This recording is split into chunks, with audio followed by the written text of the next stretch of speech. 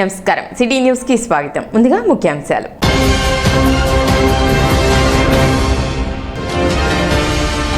ఈ నెల 9న తెనాలిలో గుమ్మడి శత జయంతి వేడుకలు భారీగా నిర్వహించేందుకు ఏర్పాట్లు. ఎమ్మెల్సీ ఆలపాటి రాజేంద్ర ప్రసాద్ స్పష్టం.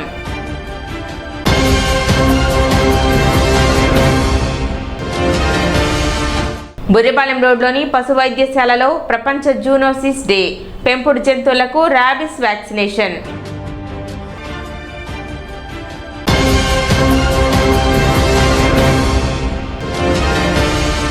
తెనాలిలో పలు ప్రభుత్వ కార్యాలయాల్లో పీజీఆర్ఎస్ ప్రజల నుండి వినతులు స్వీకరించిన అధికారులు.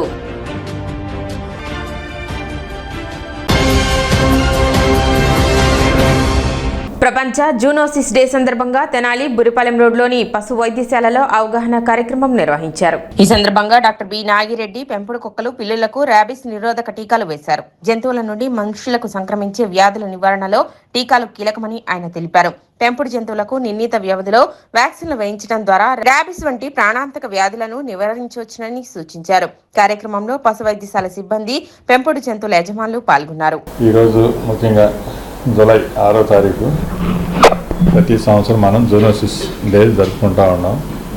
ఆ జూనోసిస్ డే అంటే మనకి లూయిస్ ప్యాసిల్ అనే శాస్త్రవేత్త 1885వ సంవత్సరంలో జూలై 6వ తారీఖున ఈ వ్యాక్సిన్ని ఒక బాడీ మీద ప్రయోగించి సక్సెస్ అవ్వడం జరిగింది. అంటే ఆ రోజు నుంచి మనం ఈ వ్యాక్సిన్ వినియోగించడం జరుగుతూ ఉంది. ఇదేంటంటే జూనోసిస్ డే అంటే మనకి జూనోసిస్ డే అంటే ఏంటంటే పశుపక్షాదుల నుంచి మనుషులకు కానీ కొన్ని మనుషుల నుంచి పశుపక్షాదులు కానీ వచ్చేటటువంటి డిసీజెస్ని మనం జూనోటిక్ వ్యాధులు అంటాము. అలాంటి వాటిల్లో మనం ఏంటంటే మనం మనుషులు పెంపుడు జంతువులతోటి సాన్నిహిత్యంగా ఉండక తప్పదు. ఈ తప్పనిసరి పరిస్థితుల్లో మనకేంటంటే వాటి నుంచి మనకు రాకుండా మన నుంచి వాటికి డిసీజెస్ అనేవి స్ప్రెడ్ కాకుండా ఉండేదానికోసం మనం ఈ వ్యాక్సిన్స్ అనేవి వాడుకుంటూ ఉండాలన్నమాట.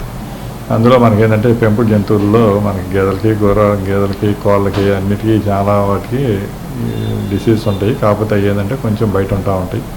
మనకేంటంటే మన ఇంట్లో మనుషులు వెళ్ళే ఉండేవి పెట్ యానిమల్స్, మనకి వాటిలో మెయిన్ ముఖ్యంగా ఈ కుక్కలు పిల్లులు ఎక్కువగా మనకి మనతో పాటే క్లోజ్గా ఉంటాయి. వీటిలో ఏంటంటే మనకి ఎక్కువగా జూనోటిక్ సంబంధించి మనకి ఈ పెట్ యానిమల్స్లో మనకి ర్యాబిస్ అనేది ముఖ్యమైనది అనమాట. ఆ ర్యాబిస్ అనేది ఏదైనా మనం మనకు తెలియకుండా వేరే కుక్క కానీ బయటికి పోయినప్పుడు కానీ లేకపోతే ఏదైనా జరిగినప్పుడు ఏదైనా ర్యాబిట్ డాగ్ కానీ లేకపోతే ఏదైనా డాగ్ బైట్ జరిగినప్పుడు మనకి ఒకవేళ వీటికి వచ్చేదానికి వ్యాక్సిన్ వేయించుకోకపోతే కనుక వీటికి వచ్చేదానికి అవకాశం ఉంటుంది. కానీ ఏది మంచిది ఏది చెడుది అనేది మనకు తెలియదు కాబట్టి అసలు కలిసిన సంగతి కూడా ఒకటో మన నోటీస్లో ఉండదు. కాబట్టి వచ్చిన తర్వాత ఈ వ్యాధిని అనేది అరికట్టడం అనేది అసాధ్యం. కాబట్టి మనం ప్రివెంటివ్గా అంటే రాకుండా ముందుగానే మనం టీకాలు వేయించుకుంటే మనకి కలిసినా తెలిసినా తెలవకపోయినా మనకి మన పెట్ యానిమల్కి ఏం కాకుండా ఉండిద్ది అనమాట. అందుకనే ఆ ఉద్దేశంతో మనం ఏంటంటే ప్రతి సంవత్సరం జూనోసిస్ డే రోజున మనం టీకాలు వేసుకోవడం జరుగుతూ ఉంది. ఒకప్పుడు అలా వేసేవాళ్ళం జూనోటిక్ డే రోజున. ఇప్పుడు ఏంటంటే వ్యాక్సిన్ సఫిషియెంట్గా ఉంటుంది, ఇబ్బంది ఏం లేదు. మీ కన్వీనియన్స్ బట్టి మీరు ఎప్పుడు తీసుకొచ్చినా సరే మన పశువుల హాస్పిటల్ నందు ఉచితంగానే ఈ ర్యాబిస్ వ్యాధి యాంటీ ర్యాబిస్ వ్యాధి టీకాలు వేస్తూ ఉన్నాం. 365 days మనం ప్రతిరోజు హాస్పిటల్ వర్కింగ్ టైంలో ఎప్పుడు వచ్చినా సరే ఫ్రీగా వేసి పెట్టడానికి చేస్తూనే ఉన్నాం అన్నమాట. తెనాలి మున్సిపల్ కార్యాలయంలో సోమవారం నిర్వహించిన గ్రీవెన్స్ కార్యక్రమంలో మొత్తం 4 అర్జీలు అందాయి. వీటిలో 2 పారిశుద్ధ్యానికి, 2 రెవెన్యూ విభాగానికి సంబంధించినవిగా కమిషనర్ రామప్పల్ నాయుడు తెలిపారు. వర్షాకాల నేపథ్యంలో పారిశుద్ధ్యానికి సంబంధించిన ఫిర్యాదులను అత్యంత ప్రాధాన్యతతో పరిష్కరించాలని అధికారులకు ఆదేశించినట్లు ఆయన వెల్లడించారు. ప్రజా సమస్యల పరిష్కారానికి మున్సిపల్ అధికారులు కట్టుబడి పనిచేయాలని సూచించారు. ప్రతి సోమవారం మున్సిపల్ కార్యాలయంలో నిర్వహించేటువంటి పీజీఆర్ఎస్ కార్యక్రమంలో ఇప్పటి వరకు మాకు 4 గ్రీవెన్సెస్ రావడం జరిగింది. 2 శానిటేషన్, 2 ఇంజనీరింగ్ డిపార్ట్మెంట్ పైన. సో అవి ఇమీడియట్గా రెక్టిఫై చేయమని చెప్పడం జరిగింది. అలాగే ఇంజనీరింగ్ డిపార్ట్మెంట్కి సంబంధించి ఎస్టిమేషన్ ప్రిపేర్ చేసుకొని మనకు ఉండేటువంటి నిధుల లభ్యత బట్టి ఆ వర్క్స్ని కూడా టేకప్ చేయమని చెప్పడం జరిగింది. అలాగే ప్రతి ఒక్క గ్రీవెన్స్ కూడా క్వాలిటీగా అడ్రస్ చేయడానికి మా సెక్షన్ అందరికీ కూడా తగిన ఆదేశాలు ఇస్తూ ఈ క్వాలిటీ అడ్రస్లు అనేటువంటి జరిగేలా కూడా మేము ఎన్షూర్ చేస్తున్నాం. ద సేమ్ టైం పీజీఆర్ఎస్ గ్రీవెన్సెస్లో ముఖ్యంగా మనకి రెగ్యులర్గా వర్షాకాలం దృష్టి వచ్చేటువంటి ఈ శానిటేషన్ అట్లాంటి యాక్టివిటీస్ని ఇమీడియట్గా టేకప్ చేయమని చెప్పి డిపార్ట్మెంట్ వాళ్ళకి ఆదేశించాను. ప్రముఖ సినీ నటులు డాక్టర్ గుమ్మడి వెంకటేశ్వరరావు శత జయంతి వేడుకలను ఈ నెల 9వ తేదీ తెనాలి రామకృష్ణ కవి కళాక్షేత్రంలో ప్రతిష్టాత్మకంగా నిర్వహించనున్నట్లు ఎమ్మెల్సీ ఆలపాటి తెలిపారు. గుమ్మడి మన ప్రాంతానికి వన్నె తెచ్చిన మహానటుడని ప్రతి ఒక్కరూ ఈ కార్యక్రమాన్ని తమ ఇంటి పండుగగా భావించి పాల్గొనాలని పిలుపునిచ్చారు. కార్యక్రమానికి పలువురు ప్రజాప్రతినిధులు, సినీ ప్రముఖులు హాజరు కానుండగా ఆచార్య అప్పాజోసుల సత్యనారాయణకు డాక్టర్ గుమ్మడి వెంకటేశ్వరరావు విశిష్ట కళా పురస్కారం ప్రదానం చేయనున్నట్లు వెల్లడించారు. సినీ నటులు, మన ప్రాంతవాసి, మనందరి హృదయాల్లో చెరగని ముద్ర. సినీ రంగంలో తనకంటూ ఒక ప్రత్యేకమైనటువంటి స్థానాన్ని ఏర్పరచుకున్నటువంటి ప్రముఖ నటులు డాక్టర్ గుమ్మడి వెంకటేశ్వర గారి శత జయంతి వేడుకల్ని ఈ సంవత్సరం ఆయనకి సంబంధించినటువంటి అభిమానులు, కళాకారులు, బంధుమిత్రులు అనేక చోట్ల జరపాలని నిశ్చయించి ముందుగా మన ప్రాంతంలో గతంలో మనందరికీ గుర్తు ఉండే ఉంటుంది. అత్యంత ప్రతిష్టాత్మకంగా నిర్మించినటువంటి రామకృష్ణ కవి కళాక్షేత్రాన్ని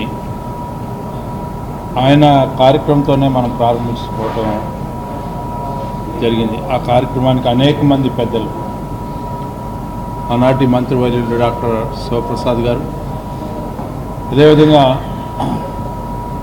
అనేక మంది పెద్దలు, శాసనసభ్యులు, వీళ్ళందరి యొక్క సమక్షంలో మనం ఈ కార్యక్రమాన్ని ఘనంగా జరుపుకోవడం జరిగింది. అనేక మంది సినీ కళాకారుల కుటుంబాలు, కేఎన్ఆర్ గారి కుటుంబం, ఎన్టీఆర్ గారి కుటుంబం, అదేవిధంగా ఎంతోమంది పెద్దలు, ప్రముఖులు, రమణారెడ్డి గారి కుటుంబం, రేలంగి గారి కుటుంబం, ఇలా ఆ రోజున ఆ కార్యక్రమంలో పాల్గొని అందరినీ కూడా ఆనందపరచడం, గుమ్మడి గారిని తలుచుకోవటం అనేది ఆనాటి జరిగినటువంటి సంఘటన. ఇలా 100 ఏళ్ళ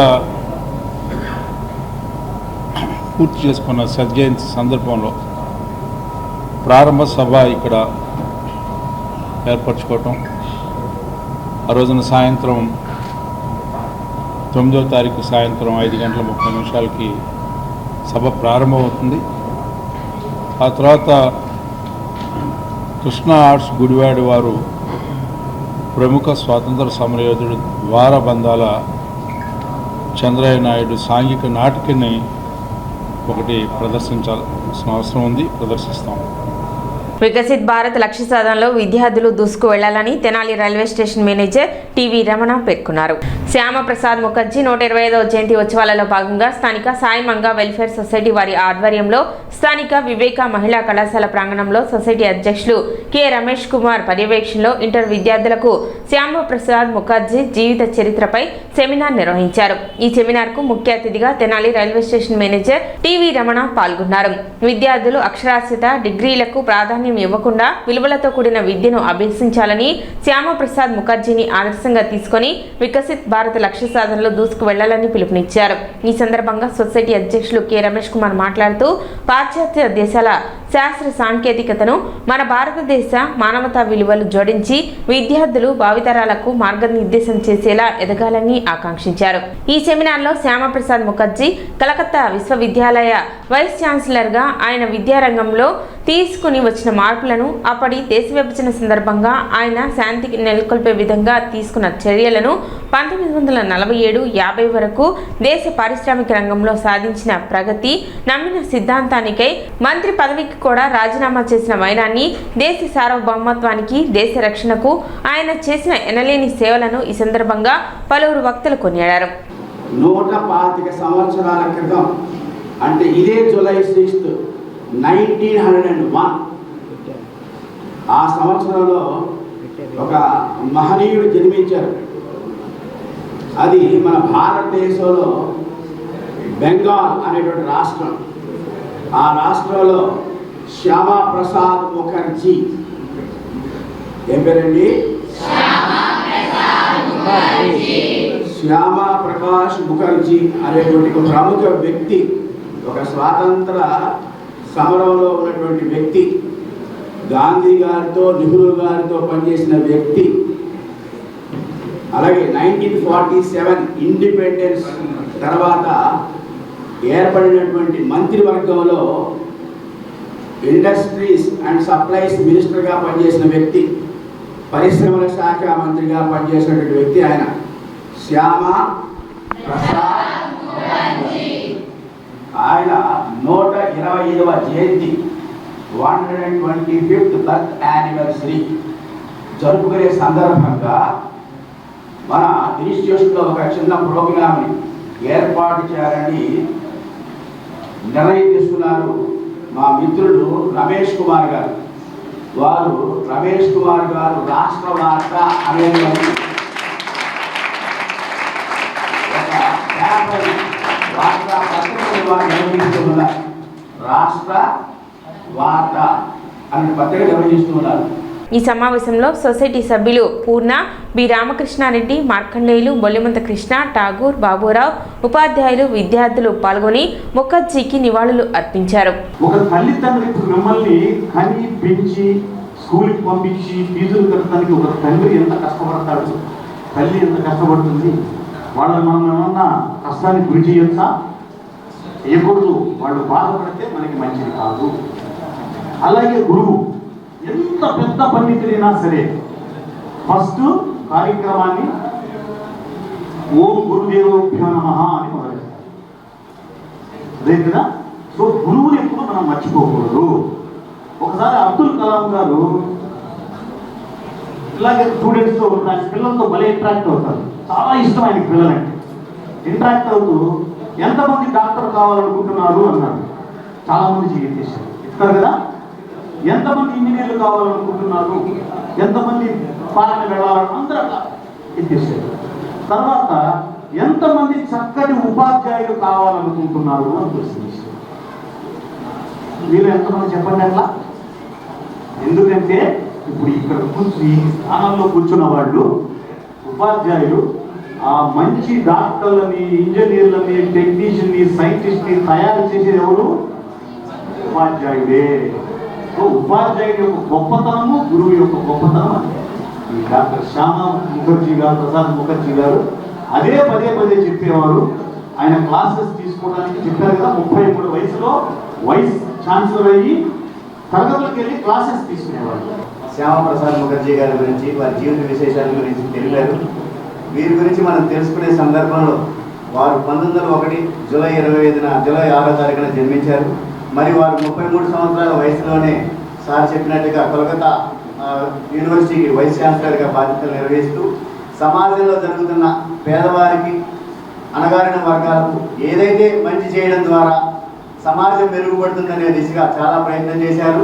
అందులో భాగంగానే కాలేజీ యూనివర్సిటీ వైస్ ఛాన్సలర్గా చేస్తూ సమాజానికి కొంతమేర మంచి చేయొచ్చు, అదే రాజకీయాలకు వెళ్తే దేశం మొత్తం మీద మన ప్రభావం చూపించాలన్న ఒక గొప్ప ఉద్దేశంతో ఆయన రాజకీయ రంగ ప్రవేశం చేసి కేంద్ర ప్రభుత్వంలో, భారతదేశంలో ఏర్పడిన తొలి ప్రభుత్వంలోని ఆయన కీలకమైన శాఖలు నిర్వహిస్తూ చాలా గొప్ప కార్యక్రమాలు చేశారు. తెనాలి సబ్ కలెక్టర్ కార్యాలయంలో సోమవారం నిర్వహించిన పీజీఆర్ఎస్ కార్యక్రమంలో ఆర్డీఓ శ్రీరమణి ప్రజల నుండి వినతి పత్రాలు స్వీకరించారు. రెవెన్యూ, భూ సమస్యలు, సంక్షేమ పథకాలు తదితర అంశాలకు సంబంధించిన మొత్తం 11 అర్జీలు అందినట్లు ఆమె తెలిపారు. సంబంధిత శాఖల అధికారులు అర్జీలను సత్వరమే పరిశీలించి నిబంధనల మేరకు పరిష్కరించాలని ఆదేశించారు. కార్యక్రమంలో వివిధ శాఖల అధికారులు పాల్గొన్నారు. మండే రోజు కండక్ట్ చేసే పీజీఆర్ఎస్ ప్రోగ్రాంలో సబ్ కలెక్టర్ ఆఫీస్లో కండక్ట్ చేసాము. దీంట్లో 17 గ్రీవెన్సెస్ వచ్చినాయి టోటల్గా. రెవెన్యూ సబ్జెక్ట్స్కి సంబంధించి 4, అలాగే మున్సిపాలిటీ 3, ఎలక్ట్రిసిటీ 3, PR 2, పోలీస్ డిపార్ట్మెంట్కి సంబంధించింది 1, ఎండోమెంట్ 1, మెడికల్ ఒకటి, ఇరిగేషన్, జిఎస్డబ్ల్యూఎస్ ఒకటి, టోటల్ 17 గ్రీవెన్సెస్ వచ్చినాయి. ఇవి రెస్పెక్టివ్ డిపార్ట్మెంట్స్కి మార్క్ చేయడం జరిగింది. దీన్ని within the timelines action తీసుకునేలాగా ఎన్షూర్ చేస్తాం.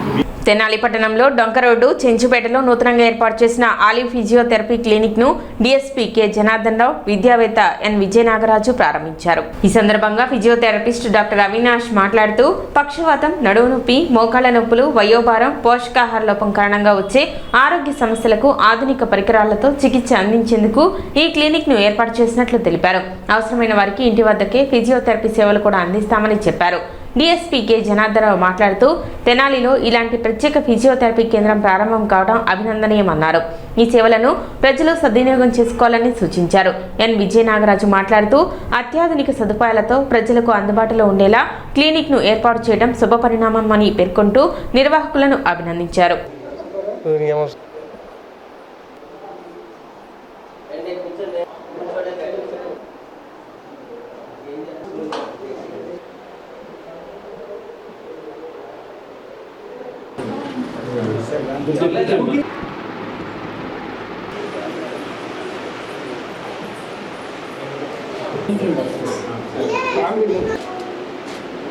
తెనాలిలో ఆలివ్ ఫిజియోథెరపీ క్లినిక్ ఏర్పాటు చేయడం జరిగింది. దానికి మనకి స్పెషల్ గెస్ట్గా జనార్దన్ సారు, నాగరాజ్ సార్ రావడం జరిగింది. ఈ తెనాల్లో ఉన్నటువంటి మారుతున్నటువంటి మార్పులకి అనుగుణంగా ఫిజియోథెరపీని ఇక్కడ ఏర్పాటు చేయడం జరిగింది. ఇక్కడ మనం ప్రతి పేషెంట్కి ఏదైతే అవసరం ఉన్నదో దానికి సంబంధించిన ప్రతి ఎక్విప్మెంట్ని మేము ఇక్కడ ఇన్స్టాలేషన్ చేయడం జరిగింది. ఒక పేషెంట్ ఏదైతే సమస్య వచ్చాడో ఆ సమస్యని క్యూర్ చేయడమే మా ఉద్దేశంగా తీసుకొని ఈ యొక్క రీహాబిలిటేషన్ సెంటర్ని, ఈ క్లినిక్ని ఏర్పాటు చేయడం జరిగింది. తెనాలి చెంచుపేటలో ఆలివ్ ఫిజియోథెరపీ సెంటర్ ఓపెనింగ్ కార్యక్రమానికి నేను పిలవడం చాలా ఆనందదాయకం. అందరికీ అందుబాటులో ఉన్న ఈ సౌకర్యాన్ని తెనాలి ప్రజలందరూ ఉపయోగించుకోవాలి. ఇక్కడ లేటెస్ట్ ఫిజియోథెరపీ ఎక్విప్మెంట్ అంతా అందుబాటులో తెచ్చారు డాక్టర్ గారు. అవన్నీ చూడడం జరిగింది. కాబట్టి తెనాలి ప్రజలు దీన్ని మనం విజయవాడ, గుంటూరు, హైదరాబాద్ కాకుండా తెనాలిలో కూడా లేటెస్ట్ ఎక్విప్మెంట్తో ఉన్న ఈ సౌకర్యాలను ఉపయోగించుకొని ముందుకు రావాలని కోరుతున్నాను. తెనాలి తహసీల్దార్ కార్యాలయంలో సోమవారం నిర్వహించిన గ్రీవెన్స్ కార్యక్రమంలో తహసీల్దార్ గోపాలకృష్ణ ప్రజల నుండి 7 వినతులను స్వీకరించారు. అందిన అర్జీలను పరిశీలించిన ఆయన సంబంధిత శాఖల అధికారులు వాటిని ప్రాధాన్యతతో పరిశీలించి త్వరితగతిన పరిష్కరించేలా చర్యలు తీసుకోవాలని సూచించారు. ప్రజా సమస్యల పరిష్కారంలో నిర్లక్ష్యం ఉండరాదని అధికారులకు ఆదేశించారు. కార్యక్రమంలో రెవెన్యూ శాఖ సిబ్బంది పాల్గొన్నారు.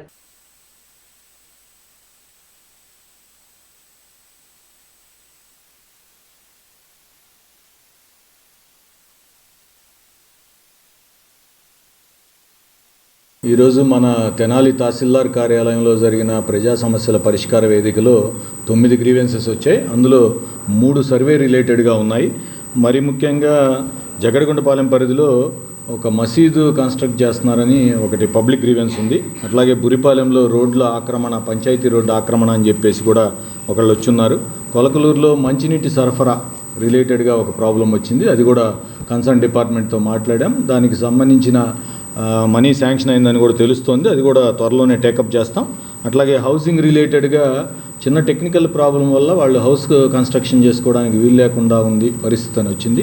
మరి హౌసింగ్ ఏఈ గారితో డిస్కస్ చేస్తే ఇట్లాంటివి చాలానే ఉన్నాయన్నారు. ఈ టెక్నికల్ ప్రాబ్లమ్స్ని కూడా ఉన్నతాధికారుల నోటీస్కి తీసుకెళ్ళి త్వరలోనే వాటి పరిష్కారం చేస్తాం. మరి అట్లా కాకుండా కోర్టు వివాదంలో ఉన్నాయి. కాజీపేటలో ఒక అన్నదమ్ముల వివాదం కూడా వచ్చింది. ఇది పరిశీలిస్తే ఏంటంటే అన్నదమ్ముల మధ్య మరి చిన్నపాటి తగాదాలు, మరి చూస్తే చిన్న దారి విషయాలు అట్లాంటివి కూడా ఉన్నాయి. మరి కోర్టులో వేసుకున్నారు. ఈ విషయాల్లో కూడా అవకాశం ఉన్నంత మేరగా పోలీసు వారి సహకారం తీసుకొని కూడా వాళ్ళని కూర్చోబెట్టి కౌన్సిలింగ్ చేస్తాం. ఏది మంచి ఏది చెడో డిస్కస్ చేస్తాం అక్కడ ఉన్న పరిస్థితుల రీత్యా.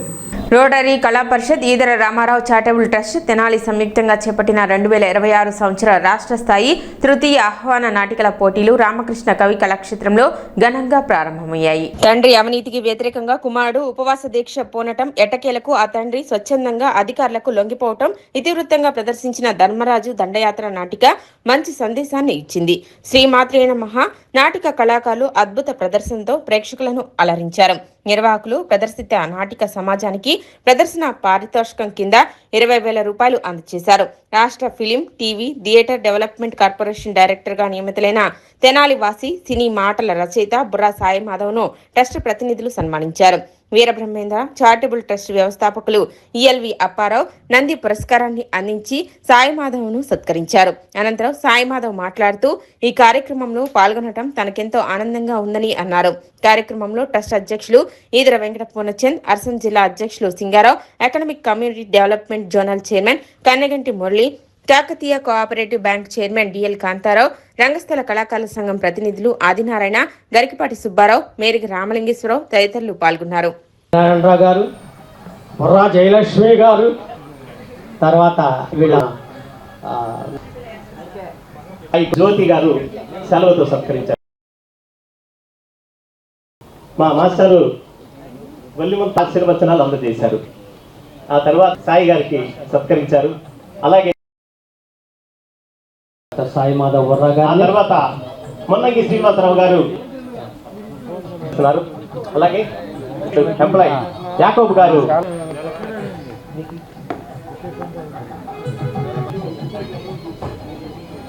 ఇప్పుడు సన్మానం చేయండి అన్నారు. రాష్ట్ర తరఫున ఆటదలది పద్యాన్ని సాయి మాధవ్ మీ నాన్న చేత ఈ అవినీతి కార్యక్రమాలన్నీ నేను మానిపించేస్తాను. అసలాడు కూతురు కూడా ఏదో సెటిల్మెంట్ చేద్దాం. మానేగా బాబు. అవును ధర్మ, అవును చెప్పరా. ఎవరెవరికి ఎంత డబ్బు ఇవ్వమంటావో చెప్పు, ఇచ్చేద్దాం. మన ఆస్తి అంతా పోయినా పర్వాలేదురా, అంత పంచేద్దాం. రే రే రే, డబ్బు కన్నా నువ్వే నాకు ఎక్కువ నాన్న.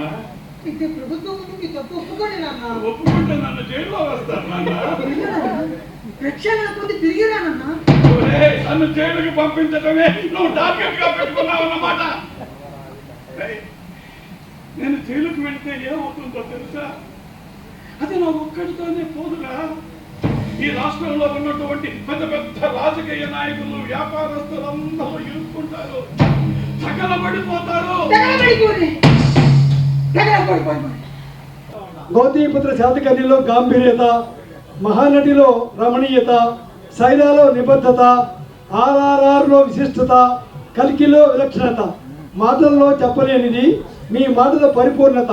ఎందుకంటే ఏదైనా రాయగలదు మీ కలం, ఎంతైనా విప్పగలదు మీ గళం, అక్షరాలు నిలిచిపోతుంది మీ అక్షరం. నాటకం 5 అంటే 5 గంటలకు స్టార్ట్ అవ్వాలి, 6 అంటే 6 గంటలకు స్టార్ట్ అవ్వాలి అని చెప్పేసి చాలా పట్టుదలతో కళ్ళకాణచి కానివ్వండి, ఈ పరిషత్తు కానివ్వండి, రోటరీ క్లబ్, ఇతర రామారావు చారిటబుల్ ట్రస్ట్ వారు సంయుక్తంగా నిర్వహిస్తున్నటువంటి పరిషత్తు కానివ్వండి, టైము 1 నిమిషం కూడా అటు ఇటు కానివ్వం. కానీ ఈరోజు ఈ 2వ నాటిక వారికి కొంచెం లేట్గా ఇస్తున్నాము. అది కూడా పంచువాలిటీ మిస్ అవ్వకూడదు అనుకునేటువంటి నా వల్లే ఈ ఆలస్యం జరిగింది, ముందు క్షమించమని కోరుకుంటూ ఈ రోజుల్లో నాటక రంగాన్ని ప్రోత్సహించడానికి విచ్చేసిన మీ అందరికీ హృదయపూర్వక నమస్కారాలు తెలియజేసుకుంటూ, మాధవ్ గారి సన్మాన కార్యక్రమంలో మాటల మాంత్రికులు వారు మాట్లాడినవి బాగుంటాయి. నర్సరావుపేట జిల్లా వైద్యశాలల్లో ఆరోగ్య విభాగం నందు సేవలందించి ఉద్యోగ విరమణ పొందిన నల్లనూకల శ్రీనివాసరావు సేవలు అభినందనీయమని ఏపీ ఎన్జీఓ అసోసియేషన్ తెనాలి తాలూకా యూనిట్ అధ్యక్షులు వి భిక్షాలు పేర్కొన్నారు. స్థానిక కొత్తపేటలోని ఏపీ ఎన్జీఓస్ కళ్యాణ మండపంలో ఆదివారం సాయంత్రం హాస్పిటల్ శ్రీను దంపతులకు ఏపీ ఎన్జీఓ అసోసియేషన్ తరపున ఘన సన్మానం నిర్వహించారు. జూన్ 30వ తేదీన ఉద్యోగ విరమణ పొందిన హాస్పిటల్ శ్రీను ఎన్జీఓ అసోసియేషన్ లో ఎంతో కీలకంగా వ్యవహరించారని చెప్పారు. యూనియన్లోనే కాకుండా సామాజిక బాధ్యతతో ఆయన ప్రతి ఒక్కరికి తలలో నాలుకగా ఉంటారని వెల్లడించారు.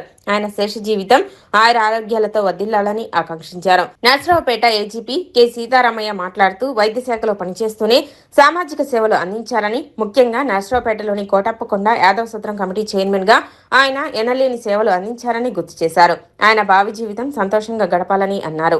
ఈ సందర్భంగా ఆయన అభిమానులు దుస్సాలువ, పూలమాలలు, మెమంటోలతో ఘనంగా సత్కరించారు. కార్యక్రమంలో మాజీ సర్పంచులు గంపల శివనాగేశ్వరరావు, తాడిమని రామకృష్ణ, నాయకులు పసుపులేటి శ్రీను, షేక్ బడే, బేతాల కృష్ణమోహన్, సాయికృష్ణ, అనిల్, మేడిపోయిన గంగాయాదవ్, దొడ్డక సాంబశివరావు, మంగళగిరి మాజీ ఎంపీపీ ఆర్ మోహన్ రావు, పలువురు ఏపీ ఎన్జీఓస్ నేతలు, బీసీ నాయకులు పాల్గొన్నారు.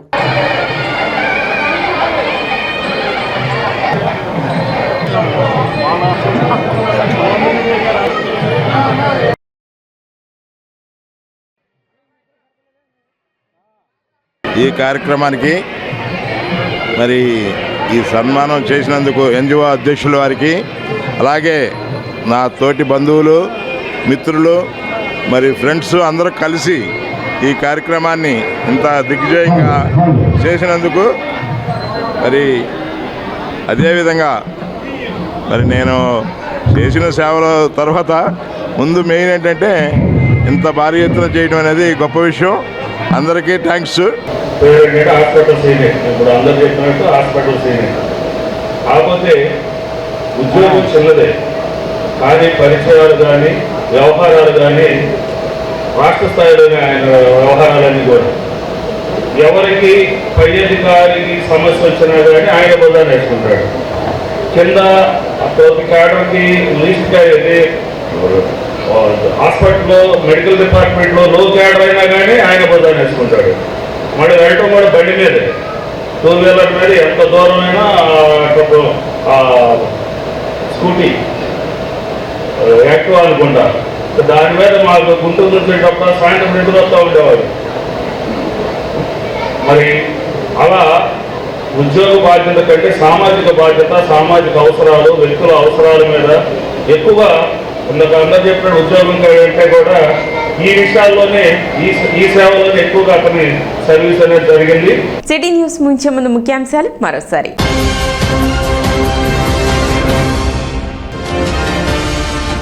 ఈ నెల 9న తెనాలిలో గుమ్మడి శత జయంతి వేడుకలు భారీగా నిర్వహించేందుకు ఏర్పాట్లు. ఎమ్మెల్సీ ఆలపాటి రాజేంద్ర ప్రసాద్ స్పష్టం.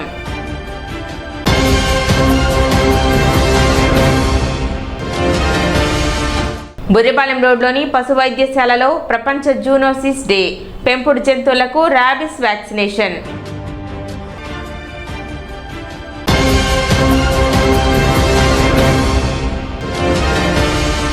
తెనాలిలో పలు ప్రభుత్వ కార్యాలయాల్లో పీజీఆర్ఎస్ ప్రజల నుండి వినతులు స్వీకరించిన అధికారులు.